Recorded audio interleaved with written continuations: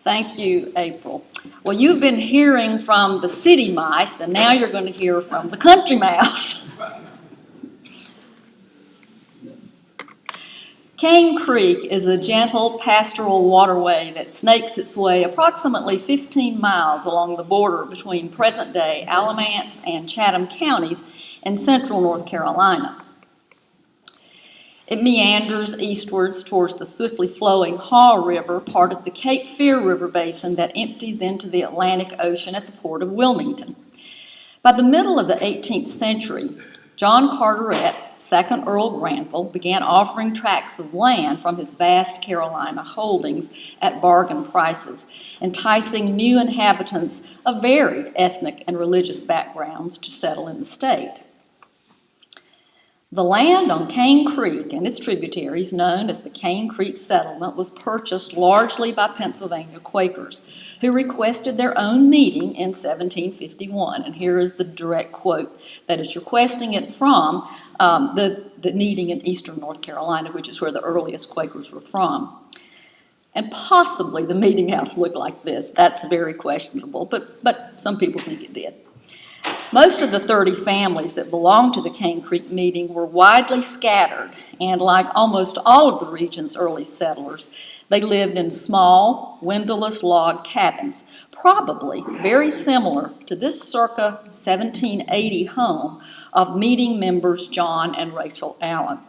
Theirs is one of the few regional examples to survive intact, although in 1967 it was moved from its original site on the banks of Cane Creek. Ironically, the pacifist Quakers of Cane Creek had only about 15 years to establish their wilderness settlement in peace before regional conflict arose, and they were drawn into the fray not as participants, but as bystanders to violence. By 1765, rumblings that presaged the War of Regulation were audible in the environs of Cane Creek, and hostilities culminated in May of 1771 when local farmers and the New Bern militia of Royal Governor William Tryon fought at the Battle of Alamance. Cane Creek Quakers and their neighbors also suffered during the American Revolution. In February of 1781, North Carolina Patriot and Loyalist troops met at a bloody battle known as Pyle's Massacre, a few miles south of the meeting house. The following March, as Lord Cornwallis was heading towards Wilmington after the Battle of Guilford Courthouse, he and his troops camped at Quaker Simon Dixon's grist mill just 1 mile south of the meeting house, killing large numbers of local residents' livestock and taking any other food they could find. 6 months later, deadly skirmishes between Carolina Patriots and Loyalists at the Battle of Lindley's Mill, also known as the Battle of Cane Creek, occurred just a few miles east of the meeting house. The upheaval, conflict, and devastation of property in the Cane Creek region in the years leading up to and during the Revolutionary War may explain why so little furniture made before 1790 survives. The only known candidates are an oval-top stretcher table and 2 armchairs.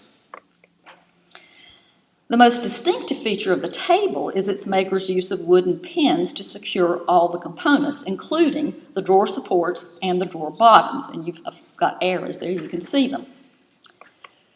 The slat-back armchairs are similar to southeastern Pennsylvania examples made from the 1730s on into the early 19th century. Local tradition suggests that Quaker Simon Dixon brought the chair on the left with him when he moved from Pennsylvania to North Carolina in 1751, but the chair was almost certainly made in the Cane Creek region about 30 years later. A second, almost identical armchair on the right was recovered in northwestern Chatham County, west of Dixon's property, and those of you who came through the museum yesterday saw this in our Piedmont room. Furniture made in the Cane Creek settlement after the Revolutionary War is much more plentiful, and like the chairs, bears a striking resemblance to work from southeastern Pennsylvania, particularly the Chester County area, where about 40% of Cane Creek families originated. Occasionally, the furniture exhibits characteristics traditionally associated with non-Quaker groups who live nearby, particularly Germans, and you can see where they are, only about 10 miles away from the Cane Creek Meeting House. Today, I want to focus on the transfer and subsequent melding of cultures in the Cane Creek settlement as they are reflected in the furniture made and used there between approximately 1790 and 1835. The earliest objects from the Cane Creek School include clocks and a variety of chest forms made between 1790 and 1805. Every example is made of walnut, and tulip poplar is the most common secondary wood, followed by just a little bit of yellow pine. Surprisingly, several pieces are decorated with sulfur inlay, which, as Lisa Minardi's encyclopedic article in the 2015 volume of American Furniture has shown, first appears in Pennsylvania German furniture from Lancaster County. Some have sulfur and wood inlay combined. And in case you don't know what sulfur inlay is, we talked about it yesterday in the museum, but not everyone was there. The short version of this is that sulfur in a solid form is heated to the point that it becomes molten, and then it's poured into the grooves that have been carved out of the furniture, and then it dries a bright yellow and is scraped off, and you have, voila, inlay, a lot easier than wood inlay would be. All of the examples with original applied bracket feet share the same inner foot profile, consisting of an ogee element, a slightly rounded spur, and an arch. All of the original straight bracket feet have a bead on the lower edge. Now, not all of them do, but a lot of them have been shortened just a little bit, but the original ones all have that little bead.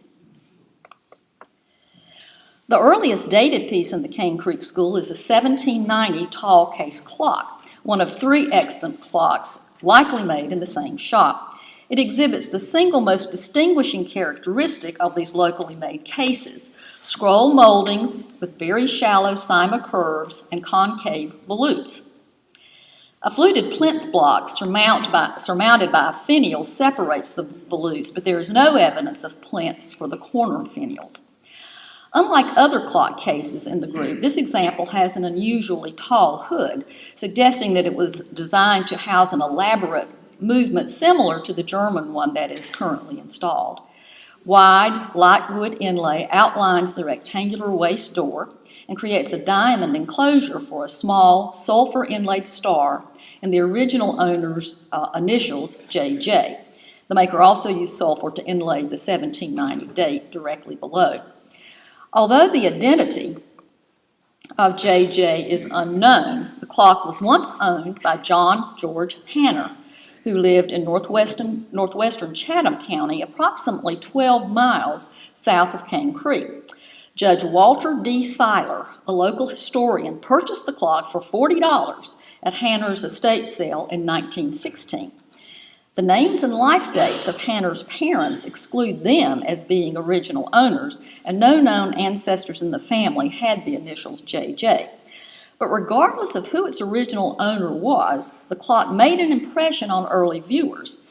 In the July 31st, 1890 issue of the Chatham Record, the local newspaper, a correspondent from Siler City reported that Mr. J. George Hanner has in his possession an old long clock made in 1790, thereby being 100 years old this year.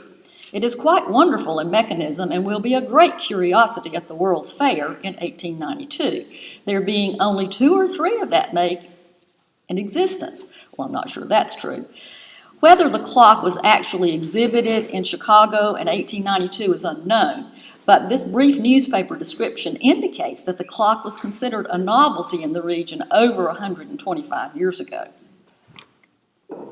A second clock with both wood and sulfur inlay has another typical sulfur design.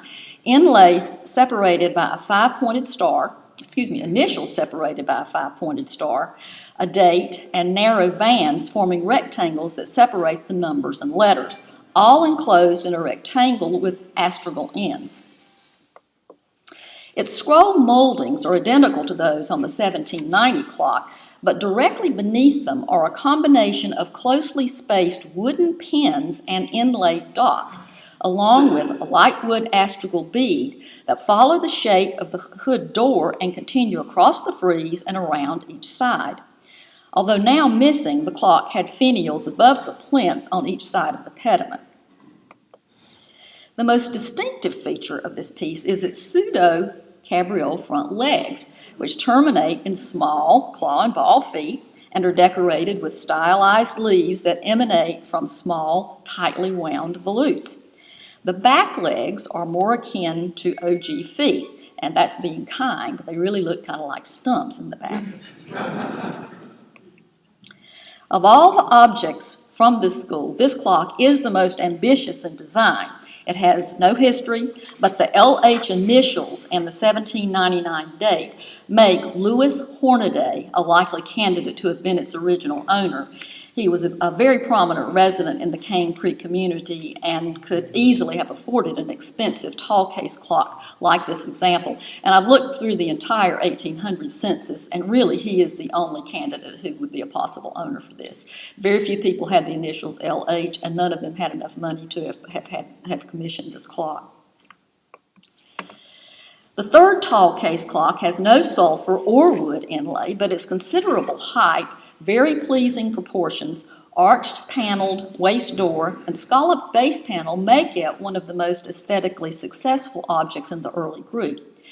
The clock has scroll moldings like those on the preceding examples, as well as decorative wooden pins, inlaid dots, and light wood beading, like that on the hood of the LH clock case. It is also the only one with freestanding columns on the hood. Its movement appears to be original, and it has a brass face engraved with stylized flowers encircling the name Joseph Pyle. Two men named Joseph Pyle lived near the Cane Creek settlement in Chatham County during the period when the clock was made, and either Joseph could have been the tall case clock's owner or its movement's maker. I tend to believe that Joseph Pyle was actually the owner. But if the Joseph Pyle whose name appears on the dial of the clock was its maker and trained locally, his master was almost certainly Thomas Dixon, the only early clockmaker documented in the Cane Creek settlement. Thomas was the oldest son of Simon Dixon, who is reputed to have owned the chair that I illustrated earlier. And according to T.C. Dixon's 1887 family history, quote, Thomas was sent to Philadelphia to learn his trade as a silversmith and clockmaker, and after his return kept a shop for the repair of clocks, watches, etc., end quote. Thomas was identified as a clockmaker in deeds in 1784 and 1785. The estate inventory of Thomas's father, Simon, listed one clock appraised at 11 pounds 8 shillings, the highest value placed on any piece of furniture, including beds and furniture, which typically were much more expensive. Presumably, Thomas would have provided the movement for his father's clock, as well as most of those in cases made in the Cane Creek settlement. 4 high chests with an upper rank of 3 equal-sized arched drawers have survived from the Cane Creek School as well. You've seen this piece already. The form of these chests relates directly to those made by Quakers in Chester County, Pennsylvania, as early as 1785. The most successful of the Cane Creek high chest was made in 1796 for George and Barbara Faust, whose initials, you can see here, are inlaid in sulfur on the facade, as is the date. In addition to having decorative details similar to those on the clocks illustrated earlier, the Faust chest exhibits other characteristics of the Cane Creek School, and those include a 3/2/4 drawer configuration, a cornice molding comprised of an OG with astragal above and below, feet with exposed wedge dovetails, case sides extending to the ground, and you can see that it is dovetailed in between, and drawer bottoms that are pinned to the drawer backs, as well as the wedge dovetails that I think are pretty clear on this piece. Less common characteristics are the dental band beneath the cornice molding, the protruding base molding, and the shallow OG shape of the feet, although The latter two features are not unlike those on the 1799 LH clock. The history of the Faust high chest illustrates ethnic interaction and influence in the Cane Creek settlement. 7-year-old George Faust, a German, moved to North Carolina in 1763 with his parents, who had been members of a German Reformed church in Berks County, Pennsylvania.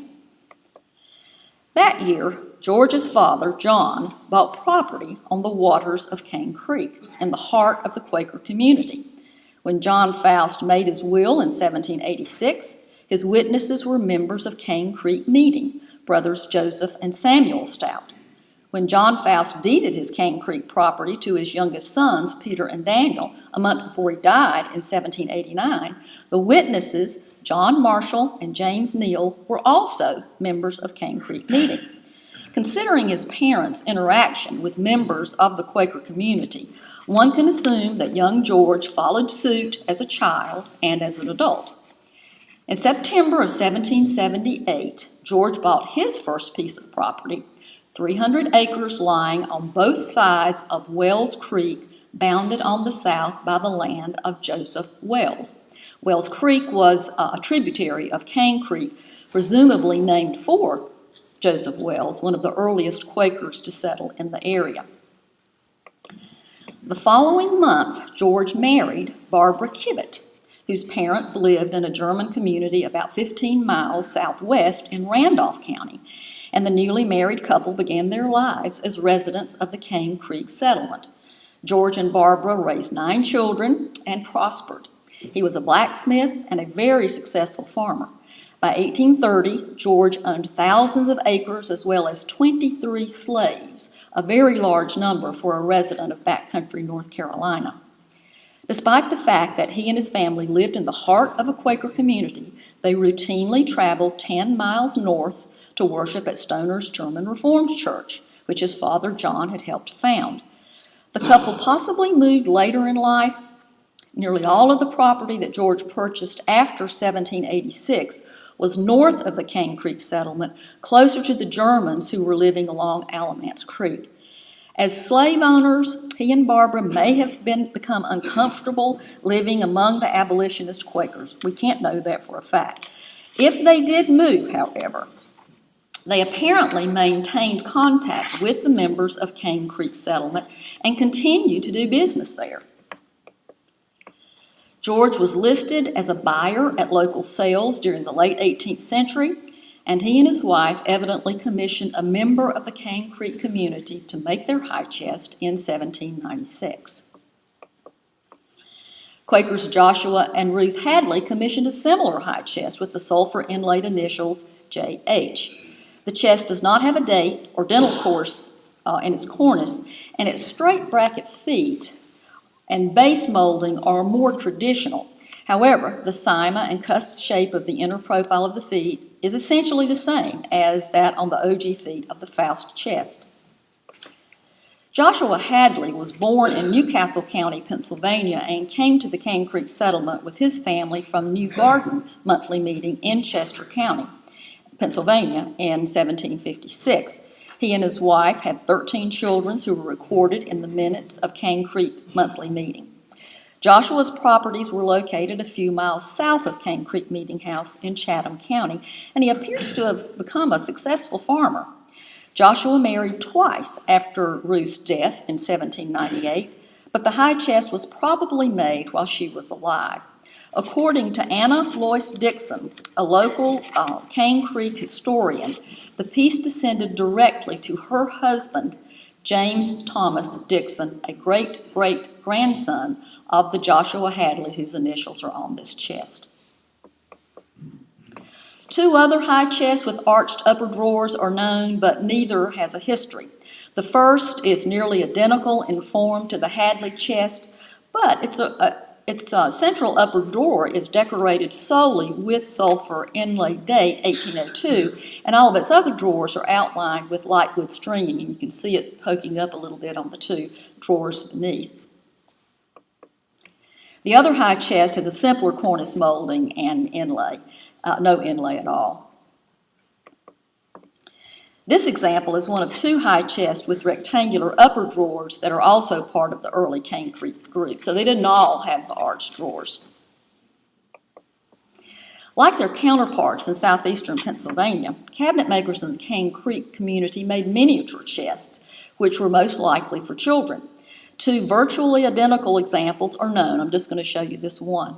And they both have straight bracket feet, exposed wedge dovetails, and cusp and cyma shaping similar to that on the feet of the full-size chests. This particular one has a spur that's a little bit more pointed than some we've seen. Neither of these little chests has early histories. However, each was collected within about 10 miles of Cane Creek meeting. The most common furniture form from the early Cane Creek school is the lidded chest. Of the 6 known examples, 5 have 2 drawers at the bottom and 1 has none. All of the chests with drawers have straight bracket feet with the typical cusp and cyma shaping, either sulfur or sulfur and wood inlay in the typical Cane Creek designs, an astragal molding separating the drawers from the chest, and an interior till, 3 with hidden compartments. Large rose head nails secure the chest bottom to the chest's front, side, front, and back. So these are not dovetailed like the high chests. The constructions of the lids on the chests varies. The 2 chests that are probably the earliest have 2 board lids with ovalo molded edges and battens secured with wooden pins. This representative example has an inlaid wooden band outlining the drawers and the sulfur inlaid initials SS separated by a 5-pointed star inside the typical rectangular panel with astragal ends. It is the only piece, however, with a wooden inlaid diamond surrounding this particular sulfur design. The remaining 4 chests have lids comprised of 2 boards with moldings that are pinned to the front and sides with pegs and a bead on the top back edge. None has wood inlay. The example illustrated here has the inlaid initials ET, but the identity of the original owner is uncertain. However, it descended in the family of John Allen and his wife, Rachel Stout Allen, who were the builders of the log house that I illustrated earlier.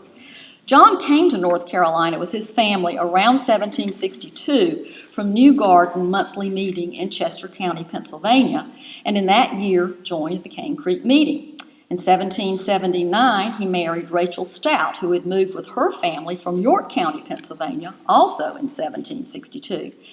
8 of their 13 children's births were recorded in the minutes of Cane Creek Monthly Meeting between 1780 and 1794. Imagine 13 children living in this log house, because they did. Fortunately, many of John Allen's estate papers and his store account books survive, giving us a glimpse into what life was like in the Cane Creek settlement from about 1775 to 1826.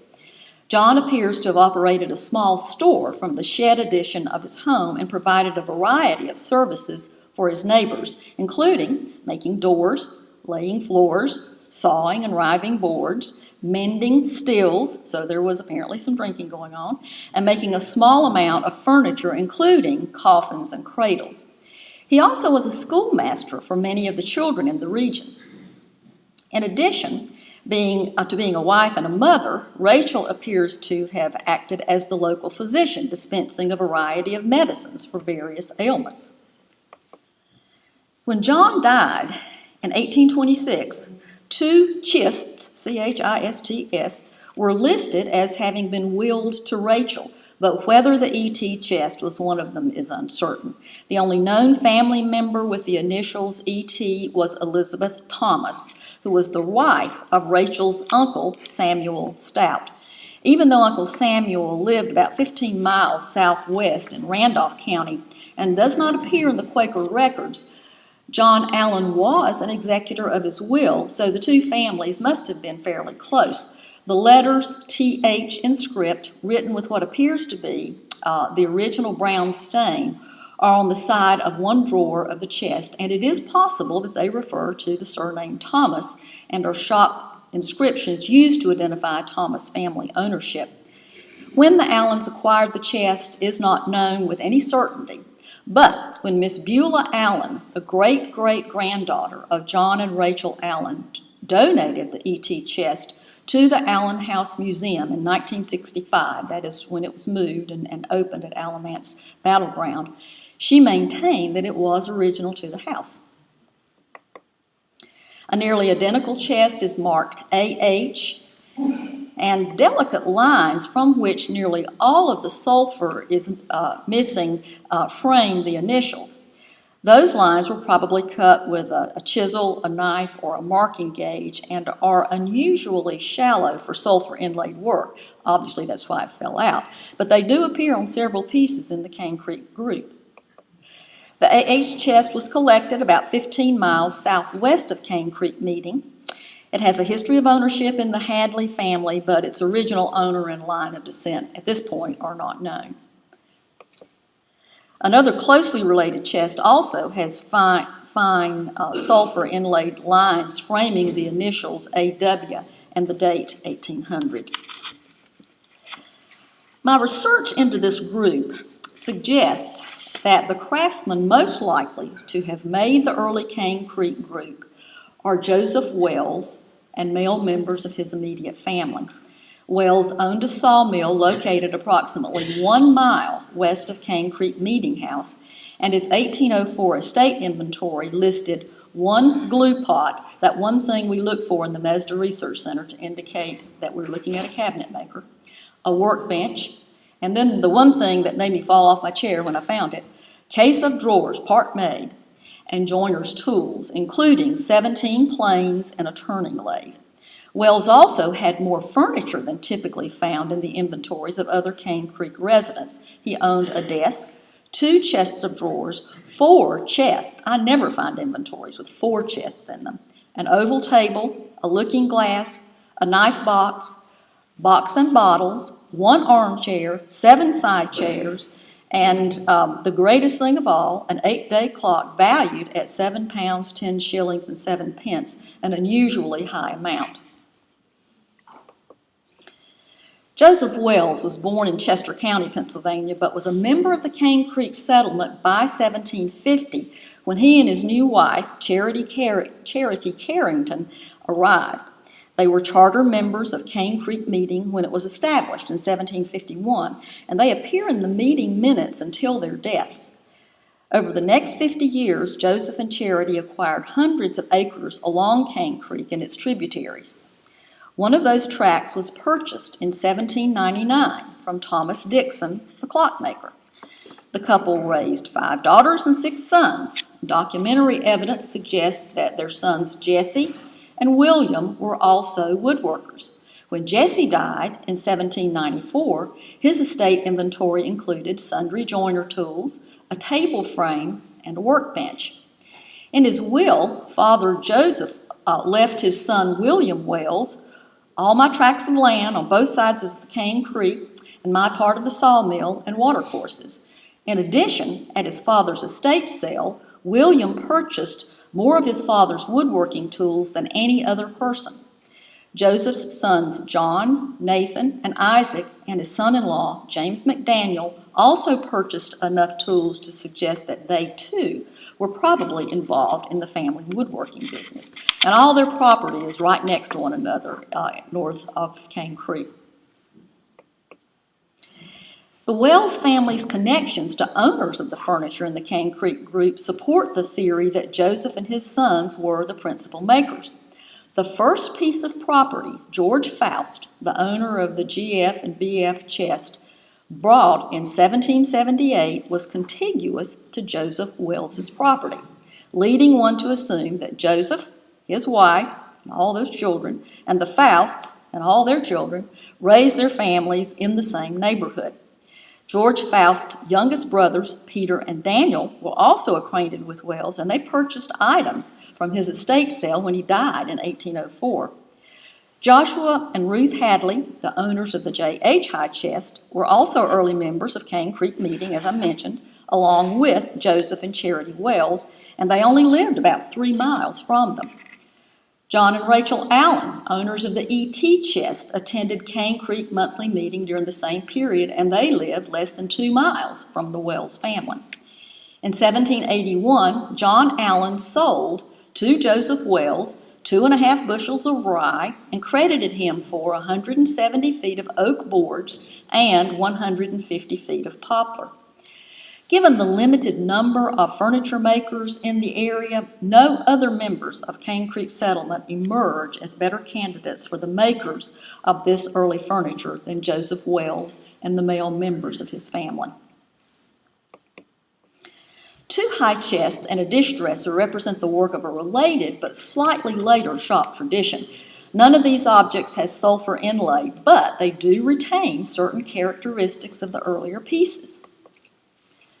The first of the 2 high chests has an astragal and cyma cornice molding almost identical to that on the Faust, Hadley, and the 1802 high chests, but the drilled dental element below is unique, and I have overlaid the Faust example there so you can see how really almost spot on these are. Also, the central drawer in the upper tier is a little bit wider than the flanking doors rather than being equal size like those on the high chests from the early group. And the front edges of the case here are beaded.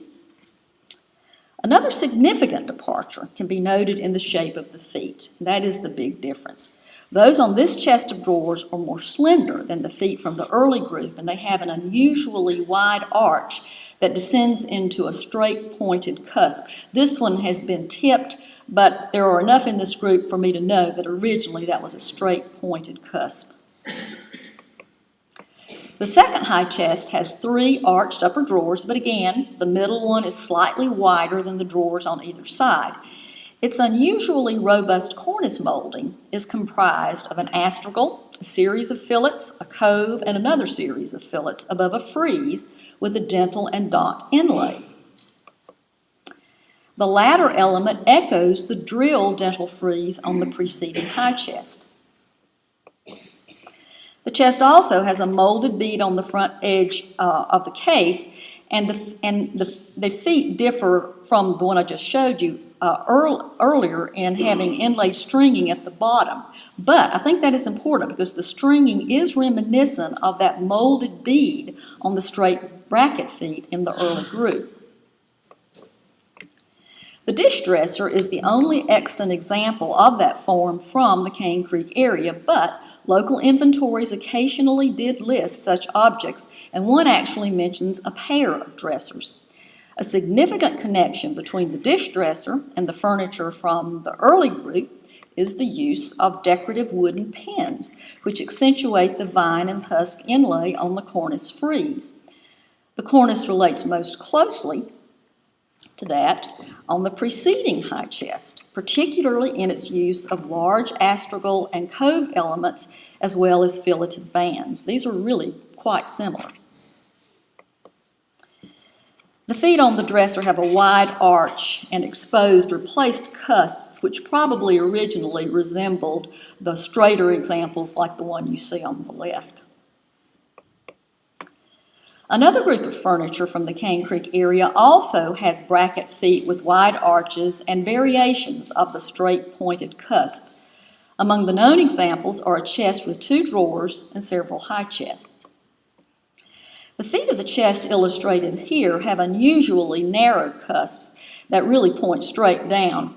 Unlike earlier chests from the Cane Creek school, the lid on this piece has battens attached with 4 through tenons and a very beefy applied molding nailed onto the front. So now we're beginning to see more nails in this particular group. One of the most unusual features of the removable bottom of the chest compartment is the fact that it is removable. You actually can push it right out. On most chests, that board is permanently attached. The underside of the board is signed in white chalk, Joseph Cloud, his hand and pen, 1800.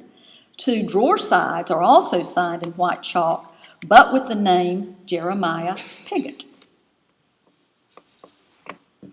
The related high chests appear to have been made a few years later. Of the 2 nearly identical examples, this one bears the white chalk inscription, John Pigott, that same P-I-G-G-O-T name, on the underside of the top boards. Both of them have beaded case sides, cornices comprised of an astragal element surmounting a cove with a tiny ovalo and fillet below, and unusually tall, narrow feet. And I think it is interesting, and this is the second one. I'm not going to show you too much of that, but it's practically identical to the one I just showed you.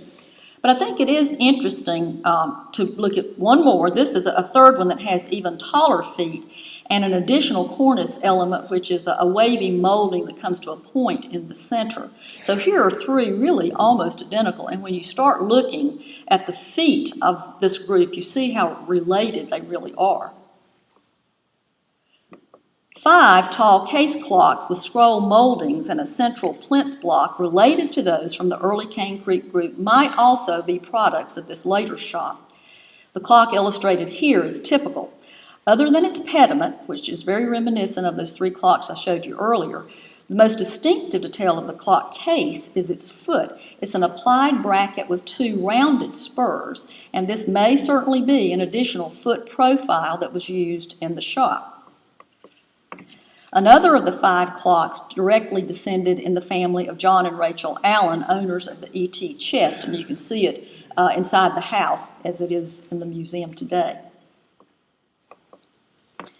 Jeremiah Pigott and John Pigott, the craftsmen who signed the chest and the chest of drawers we just saw, were members of a family that had been in the Cane Creek settlement almost from the beginning.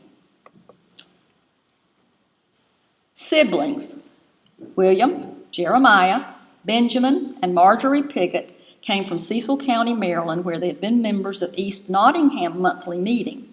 They were all in North Carolina by 1754. The Jeremiah Pigott who signed the chest was the son and namesake of the Jeremiah who arrived in 1752.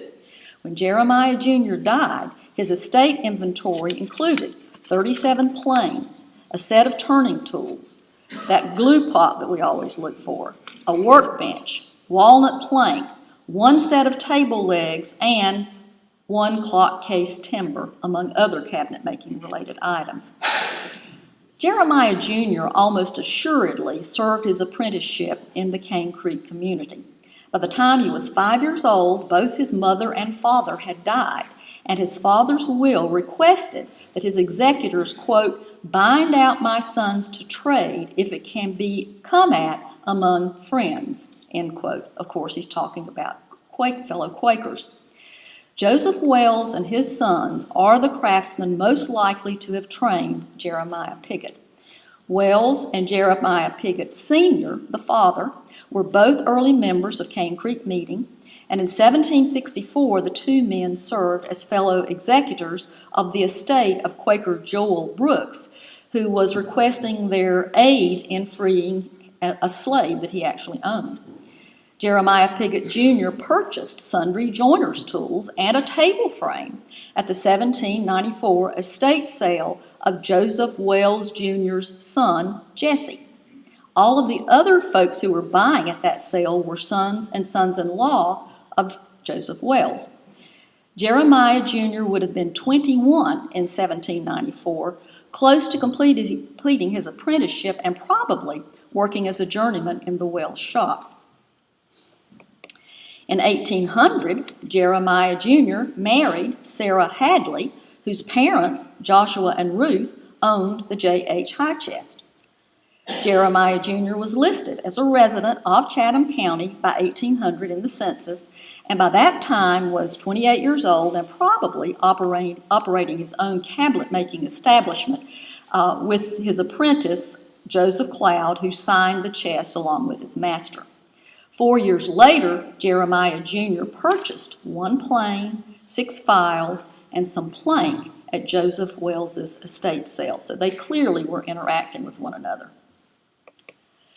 Determining which John Pigott signed the high chest has proven much more difficult because at least 6 John Pigotts of approximately the same age lived in the region where the high chest was made. They loved the name and used it over and over. What is most important about the signature is that it strengthens the connection between the Pigott shop and the tall, narrow bracket foot with the wide arch and that straight pointed spur. The transitional chests and the dish dresser that I discussed earlier could have been made in either a Wells or a Piggott shop, and Jeremiah Jr. must be considered as a possible maker of the 1802 high chest. His 1825 sale listed brimstone, the period term for sulfur. Jeremiah Jr. and Sarah had 3 sons, Jeremiah III, Jonathan, and David. And the 1833 and 1834 estate inventories of Jonathan and David listed, again, numerous woodworking tools, suggesting that they too were cabinet makers and likely trained with their father. Assigning later Cane Creek furniture to specific hands is somewhat problematic. Although Jeremiah Piggott Jr. likely trained with Joseph Wells, at least one journeyman, Joshua Buckingham, may have been involved in the production of furniture in both the Wells and Piggott shops. Joshua Buckingham was received into Cane Creek Monthly Meeting on certificate from Wilmington Monthly Meeting in Delaware in 1792, and had married Rachel Piggott, the sister of Jeremiah Piggott, in 1793. So he comes down in 1792, and then he marries Jeremiah's sister in 1793. Joshua's father, James Buckingham, was a joiner whose will was probated in Newcastle County, Delaware, that same year. Unfortunately, no furniture made by James Buckingham is known, but it appears that his son followed him in the cabinet-making trade. Joshua Buckingham purchased a glue pot at Joseph Wells's estate sale. Joshua's small family was listed in the 1820 Orange County census, and one member of the household was identified as being engaged in manufactures. The latter was probably Joshua, since the only other male in the household was 15 years old or younger. In 1823, Joshua Buckingham and his family moved to Indiana, where Rachel and the children received a certificate to Lick Creek Monthly Meeting. He died in Indiana in 1853, and his estate sale included a variety of woodworking tools: chisels, hand saws, a circular saw, jointers, planes, and a glue pot, possibly the same one he purchased from Joseph Wells's estate sale. When Joshua Buckingham joined the Cane Creek settlement in 1792, he was 23 years old and presumably already trained by his father. Exactly how this newcomer interacted with and influenced the Wells and Piggott shops can only be speculated. When Buckingham first arrived, he probably worked with Joseph Wells and his sons, along with his future brother-in-law, Jeremiah Piggott, who at the time would have been serving his apprenticeship in the Wells shop. With his more urban training, he could have influenced the design and construction of the Joseph Pyle clock. Its shaped base, paneled waist door, and disengaged hood columns make it the most sophisticated of all the clocks to have survived from the region. He also might have had a hand in designing and making the dish dresser. It is so reminiscent of Pennsylvania examples that for many years it was considered to be from that state by the museum that owns it. Cane Creek settlers who immigrated from Pennsylvania brought with them memories of slat-back armchairs, dish dressers, chests, and chests of drawers they had seen or owned, and in some instances, they might have brought furniture itself. The miniature chest with arched drawers illustrated here, you've seen this already today, Lisa showed it to you, made in 1846, probably, as she noted, by cabinet maker Moses Pyle for his daughter Hannah, who married Henry Piggott in 1760 at London Grove Meeting in Chester County. Henry's uncles, William, Jeremiah, Benjamin, and Aunt Marjorie, remember that slide I showed you with the 4 Piggott siblings coming down? These were the founding members of Cane Creek Meeting. So their brother was the father of Henry Piggott, who married the young lady who owned this. Although Henry and Hannah remained in Pennsylvania, the chest represents the type of object that might have been brought to Cane Creek area by a relative and influenced local style. The same can be said of another chest. You've seen this one today also. This was made for the sister of Pyle's first wife, Mary Darlington. That object is decorated with the initials HD for Hannah Darlington and the date 1747. Enclosed in inlaid adjoining rectangles similar to the sulfur inlaid lines enclosing the initials LH and the date 1799 on the clock and AW and 1800 on the chest we saw earlier. This is all speculative, but something of this nature might have happened. A settler of Germanic descent almost certainly introduced the technique of sulfur inlay to the Cane Creek community. Southern Alamance had a large population of Germans who settled along Stinking Quarter and Alamance Creeks about 10 miles northwest of Cane Creek, and any of them could have been familiar with sulfur inlays. Sulfur was available in the Cane Creek area as indicated by the brimstone that was listed in Jeremiah Pigott Jr.'s estate. Philip Snofferley, the father of the two sisters who married George Faust's two youngest brothers, Daniel and Peter, also had sulfur listed in his estate inventory. Why Quaker cabinet makers adopted this Germanic technique is not known, other than the fact that it's easier, but it is a perfect example of how the melding of cultures in the North Carolina backcountry is manifest in the region's material culture. Although only 2 pieces of furniture from the Cane Creek settlement are signed, the histories of the objects illustrated and discussed today, as well as the biographical and genealogical information pertaining to local woodworkers, allow us to draw conclusions about cabinet making there. What seems probable is that cabinet makers from or connected to the Wells and Pigott families made the vast majority of furniture in the Cane Creek settlement. Beyond that assumption, the investigation of furniture production and consumption in the Cane Creek settlement also allows one to draw broader conclusions about the Carolina backcountry. First, early settlers came to the region in groups that shared a geographic, ethnic, and religious heritage, and part of that heritage was remembered furniture forms and styles that were then replicated in their new home. Second, the cabinet-making trade was primarily a family business. You've already heard that during this conference, often including fathers, sons, and sons-in-law as craftsmen in a particular shop. If an individual apprenticed to someone who was not a family member, his master would most likely be of the same ethnic and religious background. 3, because settlement patterns sometimes resulted in people of one ethnic background living close to people of another, objects sometimes reflect a creative synthesis of styles from both cultures. 4, a cabinet maker's customer base typically lived within approximately 10 miles of his shop. In my Piedmont, North Carolina research, I have seen that over and over and over again, and this example is no exception. Lastly, although most craftsmen married and attended church services with those of a similar ethnic background, they were very practical when conducting business and would interact with all of their neighbors, regardless of ethnicity. Of course, as with all generalities, these do not apply in every instance, but they do represent what appears to be true for the majority of cabinet makers and consumers living in the Cane Creek settlement, a Quaker community with a rich furniture-making tradition. Thank you.